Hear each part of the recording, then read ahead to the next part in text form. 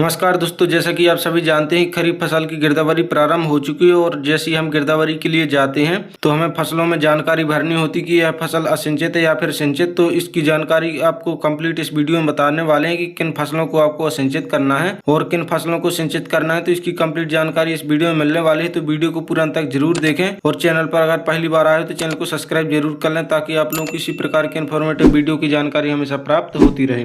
तो चलिए अब आपको स्टेप बाय स्टेप पूरी प्रोसेस बताते हैं किन फसलों को असिंचित करना है और किन फसलों को सिंचित करना है। तो खरीफ फसलों में धान की फसल है, तो सबसे पहले धान की फसल की बात कर लेते हैं। तो धान की फसल को आपको सिंचित करना है और मक्के की फसल को भी आपको सिंचित करना है। अगर किसान के पास कोई साधन उपलब्ध नहीं है सिंचाई का और उसके आसपास भी कोई साधन सिंचाई को उपलब्ध नहीं है तो इस केस में आप मक्के की फसल को असिंचित कर सकते हैं। उसके बाद हम सोयाबीन की बात कर लेते हैं। तो सोयाबीन सिंचित और असिंचित दोनों प्रकार से होता है। तो अगर किसान के पास सिंचाई का साधन उपलब्ध है तो आपको सिंचित करना है। अगर किसान के पास सिंचाई के साधन उपलब्ध नहीं है या फिर उसके आसपास कोई भी सिंचाई का साधन उपलब्ध नहीं है तो इस केस में आप सोयाबीन को असिंचित कर सकते हैं, अन्यथा आपको सोयाबीन को सिंचित ही रखना है। उसके बाद कपास की बात कर लेते हैं। तो कपास की फसल को सिंचित रखना है, गन्ने की फसल को भी सिंचित रखना है, मूंगफली और सब्जियां, मिर्च वगैरह इन सभी फसलों को आपको सिंचित रखना है।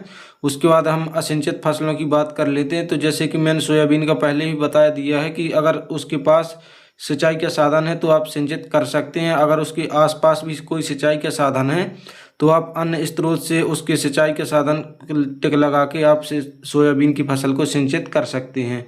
अगर उसके पास कोई सिंचाई का साधन नहीं है या फिर उसके आसपास भी कोई सिंचाई का साधन या नलकूप, तालाब वगैरह कोई भी साधन नहीं है तो इस केस में आप सोयाबीन की फसल को असिंचित कर सकते हैं, अन्यथा आपको सिंचित ही रखना है। उसके बाद अगर किसान के खेत में ज्वार बाजरा है तो ज्वार बाजरे की फसल को असिंचित रखना है, तिल की फसल को भी असिंचित रखना है। उसके बाद उड़द की फसल को आपको असिंचित ही रखना है क्योंकि ये फसलें वर्षा आधारित फसलें हैं तो ये सभी फसलें असिंचित होती हैं। मूंग है, कोदो, कुटकी है, इन सभी फसलों को आपको असिंचित रखना है क्योंकि ये जो फसलें हैं ये सभी वर्षा आधारित फसलें हैं तो इन असिंचित रख सकते हैं, इनमें कोई दिक्कत नहीं है। असिंचित और सिंचित रखने से फायदा और नुकसान क्या होता है अब हम आपको वो बताते हैं। तो आप जिन फसलों को असिंचित करेंगे और जिन फसलों को सिंचित करेंगे तो जो फसलें सिंचित होती हैं उन फसलों में किसान का पंजीयन अधिक बनता है और जिन फसलों को असिंचित किया जाता है उस केस में किसान का पंजीयन कम बनता है। तो अगर आप किसान की धान, सोयाबीन, मक्का, ज्वार बाजरा की फसल की गिरदावरी करने जाते हैं तो आपको सिंचित असिंचित का विशेष ध्यान रखना है ताकि किसान का नुकसान ना हो। तो दोस्तों वीडियो पसंद आई तो वीडियो को लाइक करें, चैनल को सब्सक्राइब करना ना भूलें ताकि आप लोगों को इसी प्रकार की जानकारी हमेशा प्राप्त होती रहे।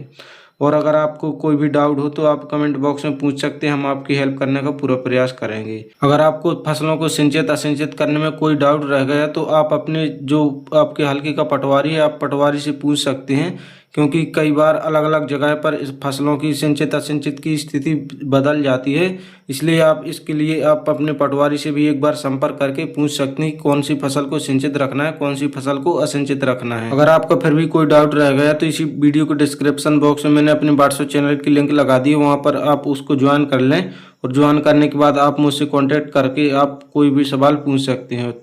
अगर आपका फिर भी कोई सवाल है तो आप कमेंट बॉक्स में भी पूछ सकते हैं, हम आपकी हेल्प करने का पूरा प्रयास करेंगे। तो दोस्तों वीडियो पसंद आई तो वीडियो को लाइक करें, चैनल को सब्सक्राइब करना ना भूलें ताकि आप लोगों को इसी प्रकार की इन्फॉर्मेटिव वीडियो की जानकारी हमेशा प्राप्त होती रहे।